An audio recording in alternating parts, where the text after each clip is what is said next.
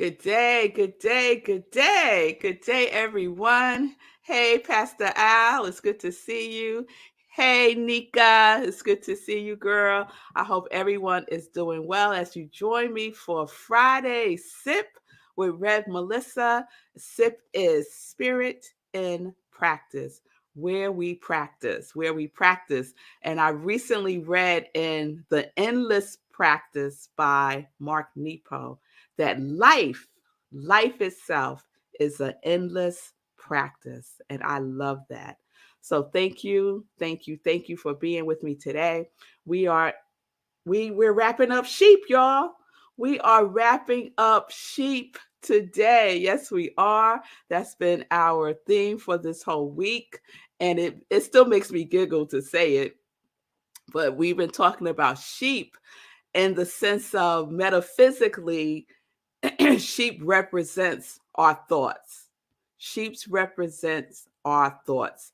So the reference to sheep in the Bible, when Jesus is talking about the sheep that listen and the sheep that don't, the thoughts that listen and the thoughts that wander off, right? So what is our thinking, right? Are we letting our thoughts just wander off like sheep, like lost sheep? Or are we keeping them gathered, right? Are we keeping them gathered and being very conscious about where our thoughts are going, right? Because we want to know where our sheep are, right? Can't have sheep all over the countryside. We can't have thoughts all over the countryside. So sheep is an acronym that I've been unpacking all week. And so S is subconscious, right? Our subconscious mind is there's our sheep. There's our sheep. They so cute. Look at them.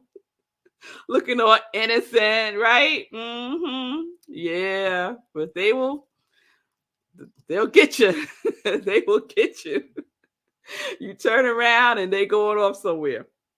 So sheep as subconscious, seat of memory. Our subconscious mind is the seat of our memory, it's the seat of our habits, the seat of our habits. I see you, Pam. I see you, Miss Bliss. She thinks P is for practice. Well, we're going to get to P. That's a good one, though. We're going to get to P. And so subconscious mind is the seat of our habits. So H is habits, right? H is habits. Start thinking about your pattern of thinking as a habit, right? And so we can change our habits.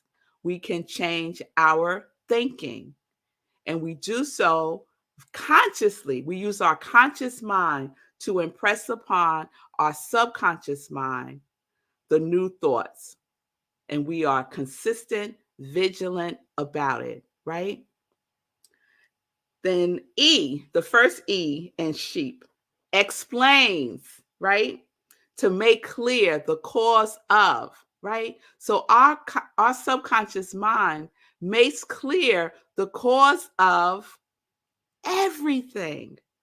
And I shared the revelation that I got about how I think about rest, right? And how it was a limiting belief that was embedded in my subconscious mind from when I was little, right?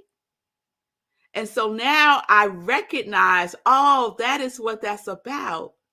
And I'm telling y'all, all this week since Tuesday, I've stopped what I'm doing at 10:30 and I've gotten myself ready for bed.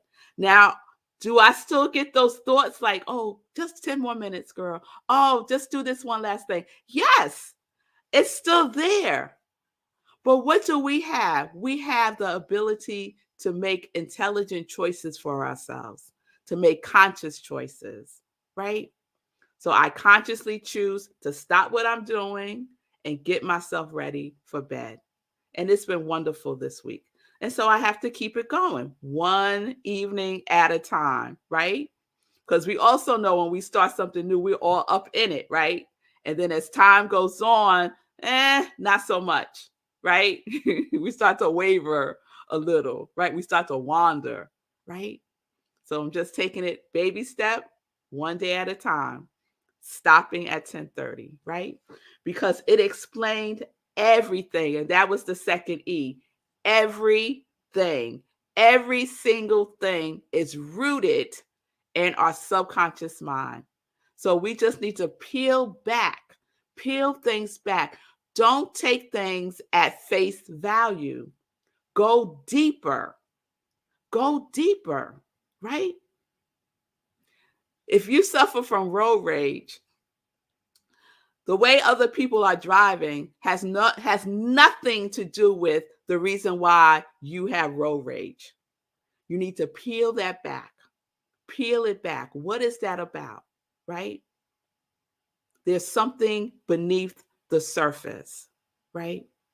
Everything is rooted in our subconscious mind, Tim. And so I was doing some reading this morning and came upon this quote by Dr. Carl Jung. And he said, the subconscious mind contains not only all the knowledge that it has gathered during the life of the individual, but that in addition, it contains all the wisdom of past ages. So we're not giving our subconscious mind a bad rap, right? Because that's the place of creativity. That's the place of intuition, right? That's the connection between our mind and the universal mind, right? Through the creative process, the universal mind, right, connects with the subjective mind, our subconscious mind, right? And descends into the soul. And out comes the effect, right? Cause and effect. All right. So don't sleep on your subconscious mind. Don't beat up your subconscious mind. Just know that we can use the power that is within us to co-create our lives. Everything in our life. Nothing is left out. So what do we have so far? Subconscious habits explains everything, but I'm going to shorten the everything so the acronym makes sense. So subconscious habits explains every, so Pamela said practice, and you know I do like that. But the P is for perception. Subconscious habits explains every perception that we have. Every perception that we have. Okay? So, perception, the act of perceiving, to become aware of, know, or identify by means of senses. The origins of perception is a taking in. Ooh, Diana. Ooh, girl, that's a lot.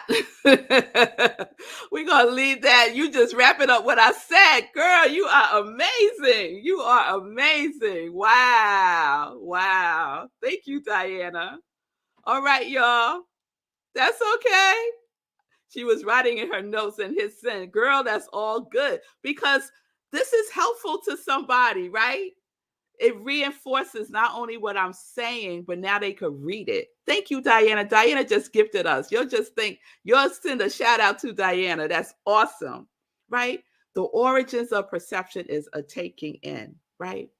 So we need to pay attention to what we are taking in. What are we taking in? What else are we allowing in to, what are we taking into our subconscious mind? If our subconscious mind is the seat of wisdom for us also, then what are we taking in? We use our conscious mind, which they say is about like less than 10% of our mind. It ain't much, right? But our conscious mind is the watchman at the gate. I love that the Master Key System book describes the conscious mind as the watchman at the gate, right?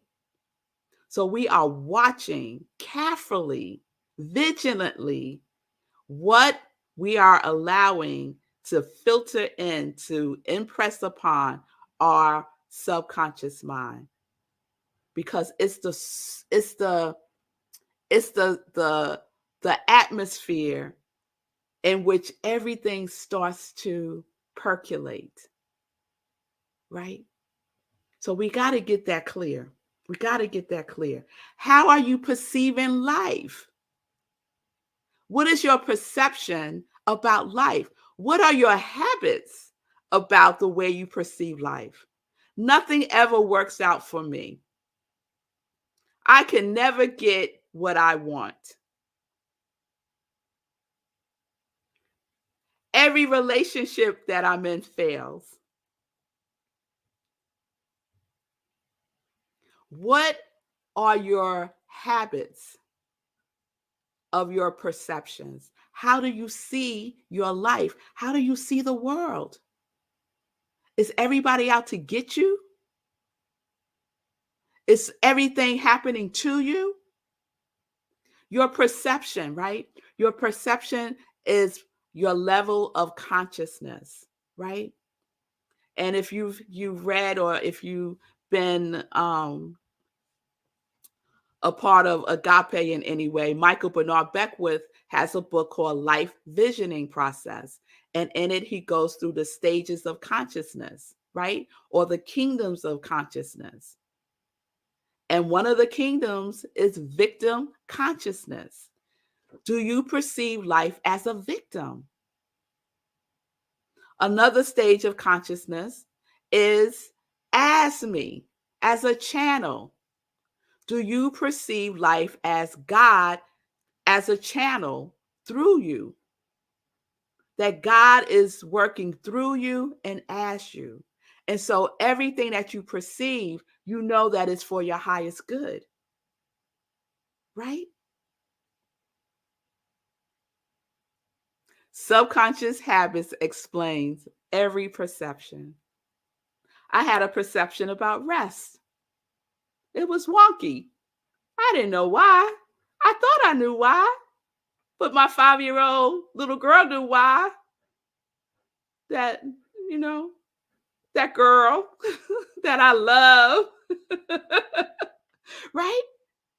Perception, right? I was at I felt like I was a victim to my mother, right? Telling me what to do, when I need to go to bed, when to get up, right? But I was just a little girl. I wasn't a victim. I was doing the best that I could, right? And so was my mom, for that matter, taking care of me. But we get it twisted sometimes because we don't remember. And then we create our own perceptions that's not based in anything that's true, right? So the next time you're in a situation with someone, stop, pause, and check out what you are perceiving about the situation, about the other person, about yourself. Is your perception from the lens of victim? This person is doing something to me. Or is your perception at the level of channel, a vessel, that this is happening for me? Even if we judge it as bad or negative, if all things work together for my good, all things, y'all. That verse doesn't say some will and some won't, and we're going to keep you guessing. No, God don't work like that. All things work together for our highest good. No matter what it is, no matter what it is. And I know that might be hard to take in, because some of us are going through very, very challenging times. And you're saying, Red Mel, how can you say this horrible thing that I'm going through is happening for my highest good? How can you say that? Because it is the truth. It is the law. Just think about it. All of us can think about being in a challenging time in our life. Did you make it through? Ah, did you make it through? You did, because you are here. You are here. And it still may not be exactly the way that you want it to be. But we don't give up. We keep moving forward. We keep knowing the truth. We keep doing our work. We keep open. You can't receive if you're closed. You can't. The universe is not going to break in. It don't work like that. It's going to give you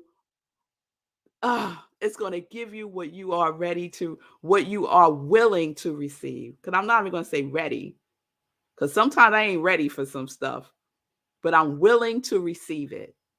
Trusting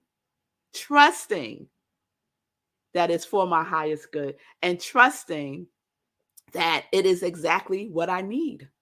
Having faith that it is exactly what I need, even if I don't know it at the time. Right? Subconscious habits explains every perception. So think about what you are perceiving, something you are perceiving in your life right now that you judge as negative. You have it within your power to shift your perception. Bonnie said the other day to reframe, right? You can reframe it, right? And start creating what I call positive future fantasies. Create positive future fantasies, because we already create negative future fantasies. So why not create positive future fantasies and allow your perception to be in that space, in that energy, in that vibration, and watch and see what comes back, what you attract, what you magnetize, what you amplify, right? Evolution happens through involvement, not by standing on the sidelines. So let's get involved in our lives in a conscious, determined, and purposeful way. All right. So there we have it. Sheep. Subconscious habits explains every perception. Yes, yes. Instead of ba, we're going to say yes, yes. All right. All right. So, how are we going to use this with our quality? Everything in your life, you are going to perceive through your quality. All right.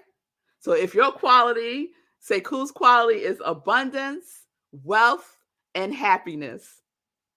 So everything in his life, he is going to perceive, he's having a fit right now in the green room. He is going to perceive as abundance, wealth, and happiness, no matter what. No matter what. And those of us in the congregation of joy, if we know each other, like, and we're interacting with each other in real life, and like person to person, come on, let's stand in that knowingness with each other, right? So if I start talking about, woe is me, wait a minute, Rev Mel, are you perceiving that through curiosity? Right? I know, y'all, but that's where we're going. We're using our quality of God, right? Impressing upon our subconscious mind. This is our habit. Our quality of God is our habit of thinking. It's our new pattern of thinking. right? And we are embracing it. We are embodying it. We are invoking it. We are raising it up in our lives. It is for us. You chose it. I didn't choose it for you. You chose it. So let's get in alignment. Let's get in harmony with our quality. So I said I was going to do another roll call today to see where everybody is. If you want to make any changes, do it now. Because we're not going to be flip-flopping around with the universe. Let's be clear. Let's be clear. Okay? All right. And if I miss you, put it in the comments. Okay? Because I didn't get a chance to look at yesterday if anybody wrote something in the comments. So, Pamela, bliss. Stacy, love, freedom, peace. Gladys, health, prosperity, and creativity. Vanessa, abundance and freedom. Wayne, oneness, faith, harmony, abundance. Lindsay, joyful trust with kindness. Mommy, well, that's Eunice, y'all. Joy and love. Diego, perfect health, wholeness, confidence, and sovereignty. Linda, self-love. Ron, evolve spiritually. Bonnie, love and peace. Lovejoy, strength and compassion. Pamela Norton, healthy peace. Sekou, abundance, wealth, and happiness. Diana, curiosity and creativity. Nan, divine mind, trust, and abundance. So let me know if I missed anyone. Please put it in the comments and I will do that. And so what is our next step with our quality? We are perceiving everything in our life, everything, through the lens of our quality. So something happens, we would say, Lindsay, something happened. What would joyful trust with kindness do? Pamela, some big deal you was working on went awry, right? What would Bliss have to say about this? So this is how we're using our quality. And we're going to keep building and building and building upon it. Okay? All right. So if anyone has any, yes. I see the yes. Amen. All right. Yes.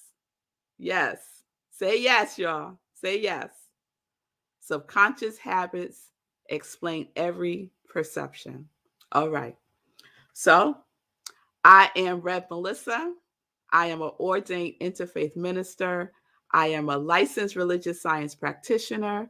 I'm a spiritual life coach, and I am the spiritual director, senior minister at Rockland Centers for Spiritual Living. And this is my ministry of joy. This is my practice. This is how I show up in the world as best as I can. So if you need support, I am here to be of service to you. Send me a DM and we can set up some time to talk. If the Sheep series has resonated with you, if you got something from it and you want to give a donation, a love donation to my ministry, you can do so by going to Cash App or Venmo. We're in the law of circulation. So the giving and the receiving go hand in hand. You want more, you give more. You give more, you have more space to receive more. That's the law. That's how it works.